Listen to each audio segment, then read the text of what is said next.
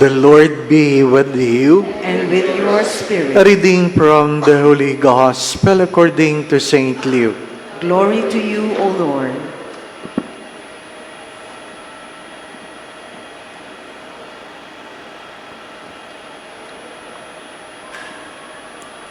Tax collectors and sinners were all drawing near to listen to Jesus. But the Pharisees and scribes began to complain, saying, "This man welcomes sinners and eats with them." So to them Jesus addressed this parable. A man had 2 sons, and the younger son said to his father, "Father, give me the share of your estate that should come to me." So the father divided the property between them. After a few days, the younger son collected all his belongings and set off to a distant country where he squandered his inheritance on a life of dissipation. When he had freely spent everything, a severe famine struck that country, and he found himself in dire need. So he hired himself out to one of the local citizens, who sent him to his farm to tend his swine. And he longed to eat his fill of the pod on which the swine fed, but nobody gave him any. Coming to his senses, he thought, "How many of my father's hired workers have more than enough food to eat, but here I am dying from hunger.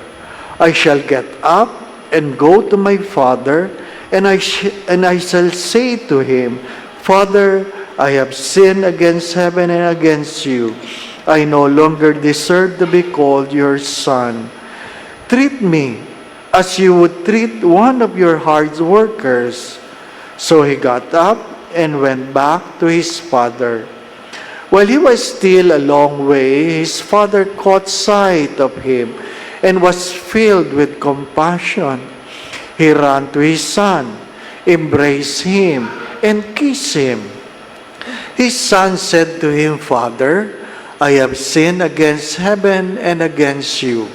I no longer deserve to be called your son.' But his father ordered his servant, 'Quickly, bring the finest robe and put it on him. Put a ring on his finger and sandals on his feet. Take the fattened calf and slaughter it.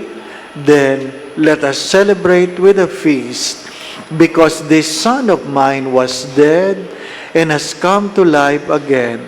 He was lost and has been found.' Then the celebration began. Now the older son had been out in the field, and on his way back, as he neared the house, he heard the sound of music and dancing. He called one of the servants and asked what this might mean. The servant said to him, 'Your brother has returned, and your father has slaughtered the fattened calf, because he has him back safe and sound.' He became angry, and when he refused to enter the house, his father came out and pleaded with him. He said to his father in reply, 'Look, all these years I serve you, and not once did I disobey your orders. Yet you never gave me even a young goat to feast on with my friends. But when your sons returned, you swallowed up your property. Who swallowed up your property with prostitutes? For him you slaughtered a fattened calf.' He said to him, 'My son, you are here with me always. Everything I have is yours, but now we must celebrate and rejoice, because your brother was dead and has come to life again. He was lost and has been found.'"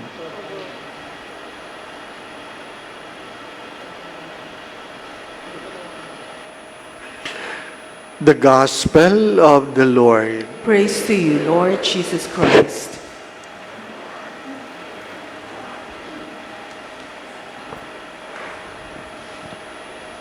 How many among us upon hearing a familiar gospel, would suddenly shut our mind and say, ay, alam ko na yan. Alam ko na yan. Ano po? Yung iba, alam na yung dialogue, kaya sumasagot na sa isip, di po ba? Ano? At dahil dyan, hindi na nakikinig at wala ng ibang natututunan. Today, I would like to ask you, how many of you look at God as a master? What do I mean? That you look into yourself as someone so afraid committing mistakes. Kasi ang tingin mo sa Diyos, parang isang guro na binabantayan ka kung kailan ka lang magkakamali. May mga mananampalataya na gano'n ang tingin sa Diyos. Isang pulis na binabantayan ng tao kung kailan magkakamali. Or, you are a faithful servant who is always waiting for a reward. Kailan kaya ako i-bless ni Lord? Ang bait ko naman, masipag ako, nagdadasal ako palagi, kaya lang parang hindi ako binibless. Mayroong mga ganon. Nag-aantay kung kailan i-bless. Sabi kasi pag naghulog ka, ibabalik sa'yo ng 100 times. Ang dami ko nang nahulog, di pa binabalik. Ano pa? Or, hindi lang yung nag-aantay, kundi nagko-complain at sinasabi, bakit kaya yung ibang tao, di naman nagsisimba, bless? Bakit kaya yung ibang tao, di naman nagdadasal, pero bless? Bakit kaya yung ibang tao? Bakit kaya, para namang hindi nila kilala ang Diyos, pero yumayaman sila? May mga taong ganyan.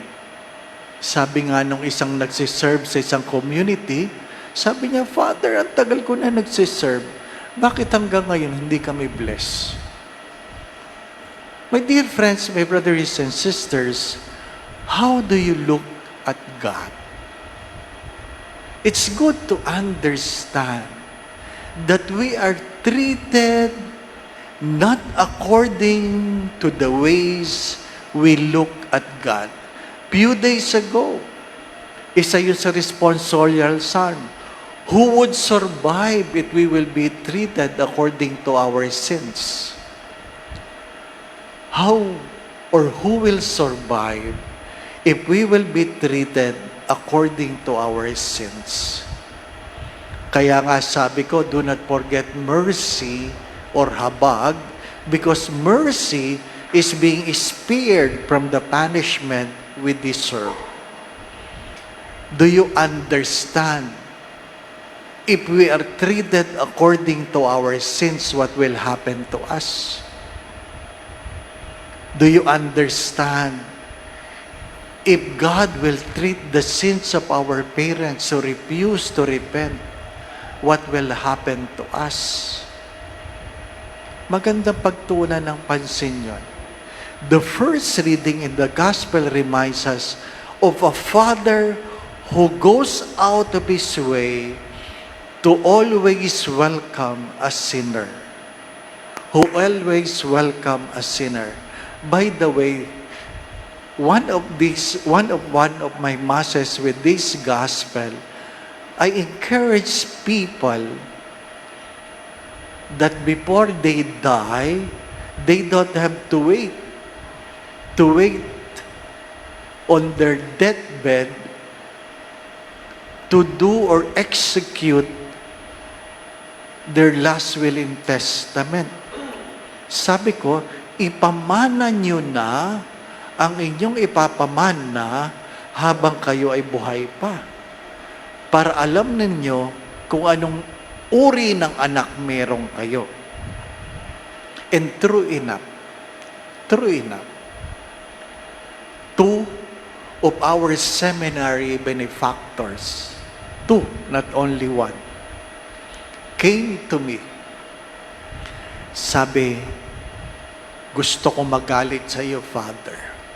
Sabi ko, bakit po? Pinamana ko na yung ipapamana ko. O ba't kayo magagalit? Dinimanda ako ng anak ko. Bakit? Hindi nila nagustuhan ang kanilang mana. Di at least nakilala mo ang anak mo, di po ba? No? Yan ang kinaganda ng mahirap eh. Ang pamana, diabetes lang, hypertension lang, sakit lang. Kaya kung mag-aagawan kayo sa sakit, inyo na. Hindi po ba? No? Ha? But it's a sad story that you simply love your parents for what you can get in the future. It is a sad story.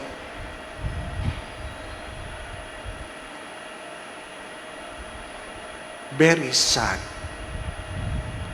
When children would only love you for what they can get in the future.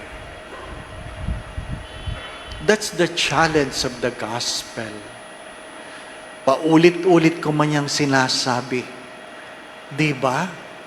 Bakit may mga anak na nag-aagawan sa mana? Pero walang nag-aagawan kung sino mag-aalaga sa kanilang matandang magulang. That's a real story. Pag mayroong ipapamana, nag-aaway sa mana. Pero wala pa ako nababalita mga anak na nag-away na nagsabing, ako mag-aalaga kay mama pagtanda. Ako mag-aalaga kay papa magtanda. Wala pa ako nababalitaan. Ang alam kong balita ay, ang tanong ay, bakit ako? Yun ang tanong. Bakit ako ang mag-aalaga? At yun ang malungkot na kwento. That's the real tragedy. My dear friends, my brothers and sisters, today's gospel invites us how do we look at God? Who is God to us? And we cannot separate our relationship with God in the way we relate with one another, especially towards our parents. Amen. Blessed are we if we are rewarded, but we are more blessed if we love, expecting no return. The Lord be with you. And with your spirit. Bow your heads and pray for God's blessing. May the ears of your mercy be open, O Lord, to the prayers of those who call upon you, and that you may grant what they desire. Have them ask what is pleasing to you through Christ our Lord. Amen. And may Almighty God bless you, the Father, the Son, and the Holy Spirit. Amen. The Mass has been offered. We go in peace to love and serve the Lord. Thanks be to God.